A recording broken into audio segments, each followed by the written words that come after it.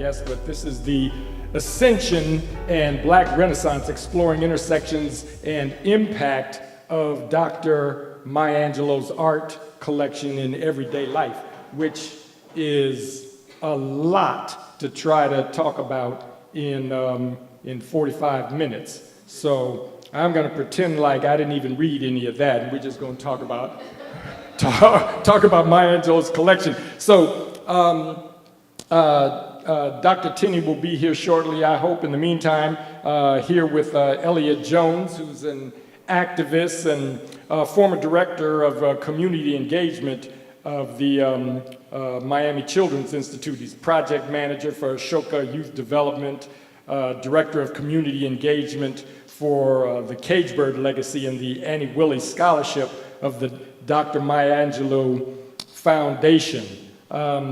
Also now doing some work with Airbnb, right? With supports for home sharing. And of course, always and forever, Dr. Maya Angelou's grandson. So welcome, man. Good to be back with you again. We have shared many afternoons and evenings and late nights at Dr. Maya Angelou's home, her homes in Winston-Salem and the Brownstone in Harlem. And do you remember the apartment in Harlem? Yeah, yeah, the apartment before the. Yeah, yeah, okay. The apartment was my room in the apartment was like a small little closet, so maybe the youngest you just got. Yeah, yeah. I remember that room. I thought that was a closet. Yeah, I think it actually was a closet. There was a time and say you had your own room. Right, right. So yeah, we had a lot of good times. Let me just ask you off the top, what are your recollections of Dr. Angelou's passion for the art and any specific pieces that come to mind? Well, I think my grandmother's interest in art, the first thing that really comes to mind is what she would do every time I would see her. You would walk into the house, she would say hi, give you a big hug and welcome you home, and then she would say, like clockwork, go visit the art. And she would make you go and walk around and say hi to every piece and see it and feel it and enjoy it. If it was sunny enough, you'd go and check out the sculpture garden. You had to see it all, even if you've seen it 1,000 times before. She encouraged you to go and visit the art. And I've been blessed enough to be in every one of her homes, from Atlanta to the 2 homes in North Carolina to New York, the apartment and the Brownstone. And one constant was that she had amazing pieces that spoke to her. And they were all unique and different in their own way. And it wasn't a standardized collection, but yeah, I really do miss visiting the art. It's probably the thing I remember the most about her. It's really interesting that she would have you go and talk to the art, since the art is there to talk to you, Yeah, yeah. And that collection now is spread out all over the diaspora of the art world, and it's being engaged with and engaging folks who otherwise might not have come in contact with it. And now it has this additional resonance because of its provenance of having been having belonged to and also inspired Maya Angelou. A lot of that work is the subjects of a lot of that work are women, and many of the artists also were women. I think of like Phoebe Beasley, right? Phoebe Beasley. Yeah, she had a bunch of Phoebe Beasley, and she had a lot of John Biggers too. But Faith Ringgold, which was the piece that Oprah had commissioned, Faith Ringgold, it's a big quilt, and it's called Maya's Quilt or Maya's Quilt of Life or something like that. Maya's Quilt of Life. Yeah. It's an intricate piece. It's huge. It used to hang over the stairway of her first home in North Carolina. So whenever you come, even when she didn't live any there, you got to see her first before everybody else. And she really, really loved that piece, and it was one of her more cherished items in her collection. And so, and she's at the center of that, but there was a beard, and had a watercolor that was woman, and then there was a piece, Washerwoman. Whose piece was Washerwoman? That was that Phoebe Beasley? I think that was a Beasley too. Yeah, Phoebe Beasley had Washerwoman, and trying to think of what else did she have. But you wonder about all of these pieces, and there was a preponderance of pieces where the subjects were women, and you're talking about that conversation between the art and the person looking at the art, and you wonder how much of that inspired a poem like Phenomenal Woman, you know? So, I don't know, any thoughts on that, Elliott? Well, I guess it's more, we were talking about earlier her creative process. And one time I asked my grandmother, just in passing in New York, how do you write your poems? I'm not an author by trade or anything that I would consider an author. But I asked her, how do you write your poems? And she told me, I just sit down and I write, which I didn't think was a great answer. So I said, well, what about this lamp? How would you write a poem about this lamp? And she gets real quiet, and she stares at the lamp, and she says, well, first I think about every lamp I've ever known. What did they light? What did they help you see? And then she gets quiet for about 45 seconds. And I'm like, wow, the best lamp poem ever written is being written right now in her head. And then she comes back and she smiles. And she was done with the conversation after that. My answer was satisfied without really being given.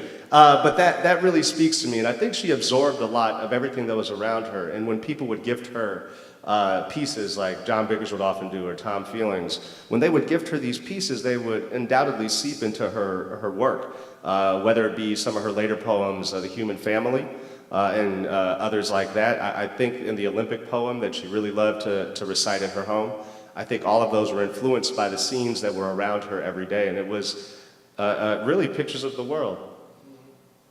Yeah, that's her. Yeah. But again, when I think about the lamp, I read that you had told that story, but and she's thinking about the lamp, and so what do you think about? You think about light, you think about enlightenment, and all of those things. And then I thought of Bearden's piece, because Bearden has a piece called The Lamp. You know what I mean? And it's and I think UNCF owns it now, and they use it as their logo, and the lamp being a metaphor for education and enlightenment. And I'd throw in a little plug, because the subject of the two women in that collage are actually my wife Susan Taylor and my daughter Shauna. Can I tell that story, sweetie? Susan went to Bearden's loft and was interviewing him when she was at Essence Magazine, and then she went to the mantle where there were books, and she and Shauna are looking at the books, and Bearden sketched out the sketch, which we own now, on a little slip of lined paper, little notebook paper, for that collage, the lamp. And then the guy who was representing him at the time, many years later after Bearden had passed, sold us that little piece of paper pencil drawing for too much money. But that sits right next to a print of the lamp, you know what I mean? But I thought of that, how do you write a poem about a lamp, and what does that mean, So other things, man, a lot of people, in terms of the work, what a lot of people don't know is that Maya she was an artist in many disciplines. Early on she was a dancer. I guess a lot of folks know that she was also an actress. She was a singer, and what a lot of people don't know, I think, is that she was also a painter. And I don't know if you have it up there, but I didn't put it up. Okay. I can tell the story. Yeah. It's bittersweet for me, but this is like the last story I have of my grandmother. So I was visiting her. It was Memorial Day weekend, and it's a practice in Miami for people that live in Miami to get out of Miami during Memorial Day weekend. And I went up to see my grandmother in Winston-Salem. So I go to see her, and we have a great weekend together. And on my last day there, on Sunday morning, somebody comes to the door, and it's a dear family friend, Miss Roz McPherson, who is the daughter of her best good friend in the whole wide world, Dr. Dolly McPherson. And Roz has this huge package, and she says, she walks in and tells me, you wouldn't believe what I found in the attic. I'm like, oh, all right, well, go on ahead. You're not here to see me. So she goes in and sees Grandma, and she says, I have a surprise for you, Doctor. And she says, well, what do you have? And she pulls out of this bag the only painting my grandmother ever did. And she did it at the completion of Cage Bird Dr. McPherson, Aunt Dolly, encouraged her to try painting. And she painted this picture, and she apparently hated it. She wanted it thrown away. She wanted it destroyed. And Aunt Dolly said no. She kept it for all these years. And the title of the picture is The Protection of Home and Family. And in true grandma fashion, it is of a pregnant black woman holding a shotgun, standing in a door jamb, ready to protect anything that comes through there. And that is her to a T. You could read the books and get a glimpse of the life, but if you want to know who the woman was, she was fierce when it was coming to protecting her own, and you had to be growing up in that time. So the look on her face was pure shock and just disbelief that this thing existed. And unfortunately, 2 days later, she transitioned. And I always said it was like a whole lot of amazingness that happened this weekend, but what a better way to go than, you know, she woke up the last morning, she turned on the TV, and she had just had a great weekend with her favorite grandson. Shout at my brother, I always do that. Yeah. So we had a lot of fun, mostly around the kitchen table. It didn't matter which house we were at. It was always the kitchen table or the table right adjacent to the kitchen.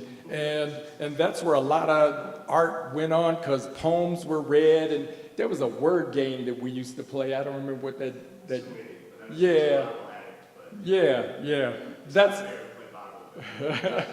so yeah, but she always gave a platform for young artists and just young folks to express themselves, whether they were artists or not. So like at Thanksgiving or the birthdays or whatever, there was always a moment when the young folk would get up and sing or, you know, do their poems and that sort of thing. So she encouraged that. But I see we have Bigger's piece, Kamasi, behind us.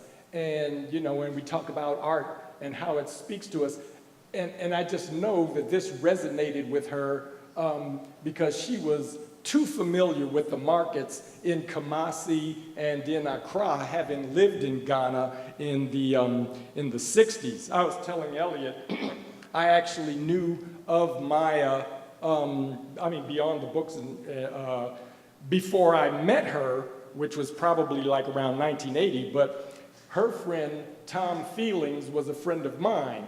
The artist Tom Feelings, and was in Ghana in the 60s the same time Maya was.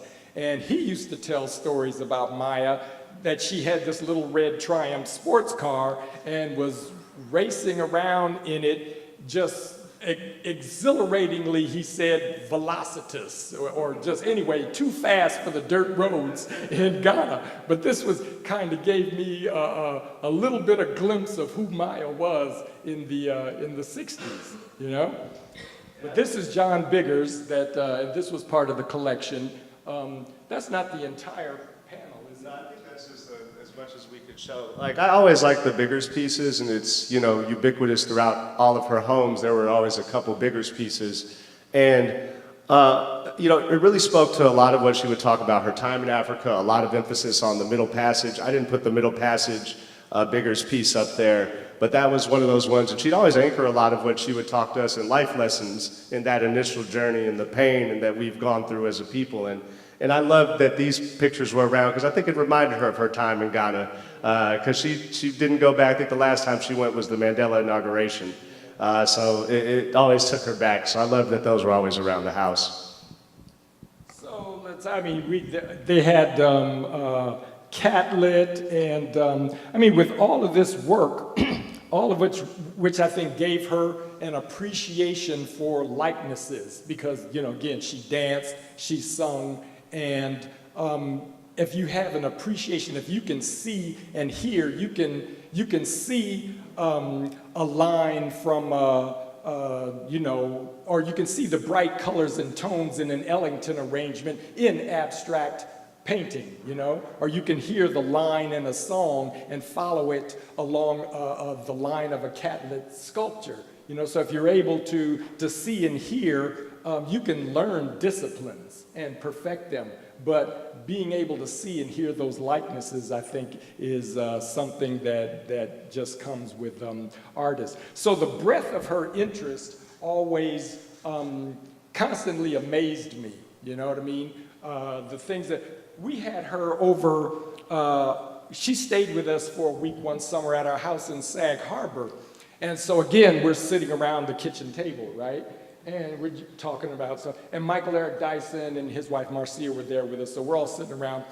And I'm like flabbergasted when she and Michael start trading lyrics from country and Western tunes. You know? So this is another side of Maya Angelou that I wouldn't have any idea about because I don't listen to country and Western, you know? But they found some synergy between themselves with that, you know? So, and with regard to the kitchen table, I would ask you how like a collagist is Maya in the kitchen? Well, I think she's an epitome of that. She really was mixing and matching, and every time you would go over, if you were family, you got put to work. So I was a sous chef for many years, even sometimes if you didn't get the meal. But it really kind of encapsulates this piece and why I wanted to select it, because she is the older sage. She's a grandmother. At the end of the day, yes, she was Dr. Maya Angelou, the wise woman, the amazing poet, the phenomenal woman. But she was still a grandma.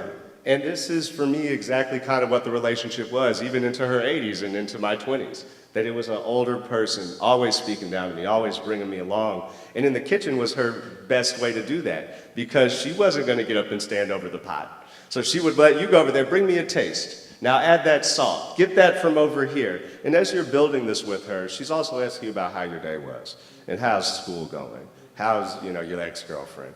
Don't call her anymore, Elliott, You get these lessons from her, and it was the best way to transfer it, because as many people can imagine, it's sometimes intimidating sitting across and hearing the voice. And in the kitchen, it's all put at ease, and so I really do. The food was amazing too. If you could get a cookbook, check out the recipes; they're really worth it. So behind us, we got Elizabeth Catlett here. This is 2 generations, and Maya had a number. She's got a number of Catletts, right? Right. So what else? I mean, any comments on this piece? I'm trying to think, what was the other piece I remember? Another Elizabeth Catlett. This is from Middle Passage. Yeah, this is from Middle Passage. Tom Feelings and Maya did this together. She did the text and he did the illustrations for the Middle Passage. I remember when they were working on this and when it first came out, but just beautiful work, Beautiful work. She loved Tom Feelings. Like, she loved his work. It was everywhere. I love it because it's soft. It speaks to you. It seems like ancient, and it's not. And I don't know how many of you guys have ever sat around playing Mancala just constantly, almost on repeat. But at our Thanksgiving celebrations, that would always come up. And to see some of the traditions that we just did, maybe it came from the art on the wall, or maybe vice versa. But it's awesome that we were able to have this and also participate in it. But yeah, this is actually maybe my favorite piece that we're going to show today. I always love this piece. What else we got? Let's see. Oh, this is Beasley. This is Phoebe Beasley, who was actually a very good friend of Maya's and usually showed up at Thanksgiving dinner and whatever else occasions, would bring everybody together at the house. Maya was really like a people magnet, and it's amazing the people that I know, that Susan knows, because we met them, through Dr. Maya Angelou. So, and haven't seen Phoebe actually in a while since, since we don't get to Thanksgiving. Yeah, we're going to get that going again too a little bit more frequently, but it's this for me, it's she would sit in a chair as she got older. This is kind of like I get to remember her. She wasn't that type of grandma right there. It was never just a Bible. There was always books and everything all around, but at her core, she was a grandmother. And I think there's a Phoebe Beasley that's later in the slide that I really think encapsulates what she brought to the table, creating that village. And, that's extremely important. And, this is another part of the village that I really think is great, the Biggers Black family. Like, it's just, I think this was at Valley Road in one of the hallways, and you just see it and you just stop for a little while. This is really typical of the black and white kind of the stuff that's not color of John Biggers, you know what I mean? This, it reminds me of a piece he has that's actually like houses lined up, and it's very architectural, So this is a black family of 6. What else we got? Oh, this is,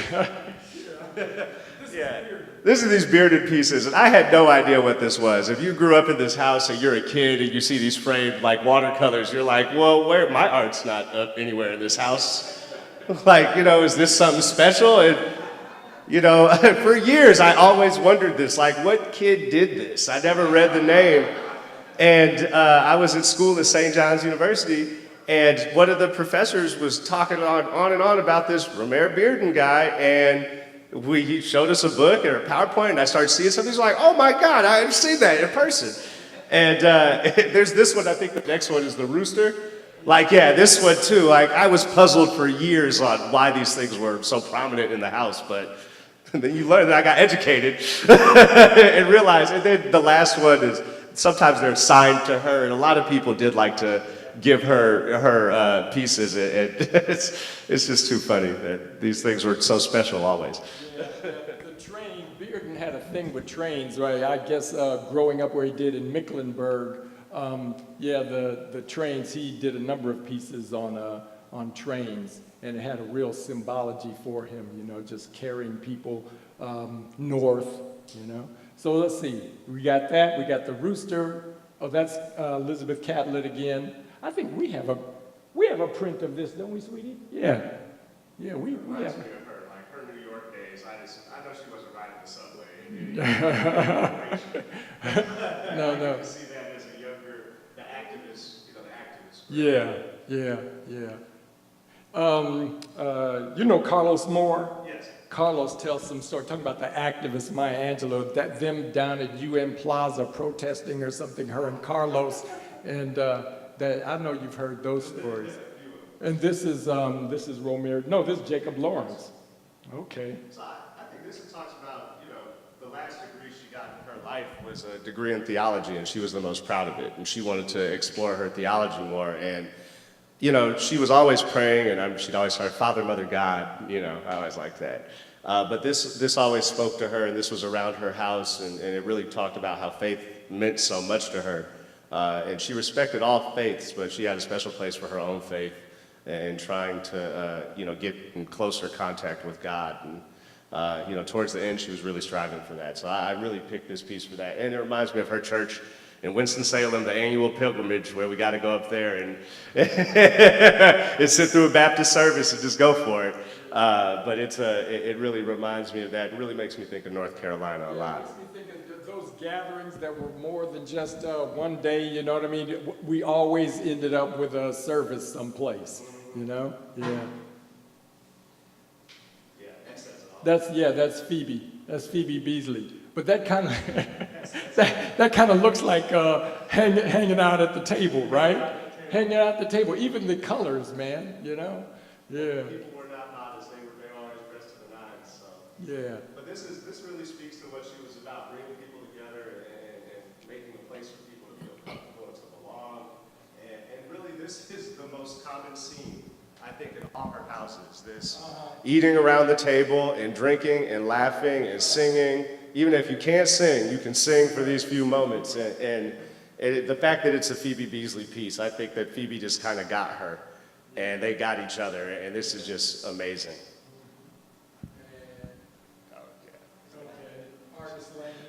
Self-explanatory. This is a masterpiece to me. I'm not trained in art and know much about it, but I've been staring at this since I was a child, and a really young child, and it is the beginning. It says everything about that. It's breathtaking to me. Yeah, I think the last time we saw Artist Lane was probably at Maya's, And is that it?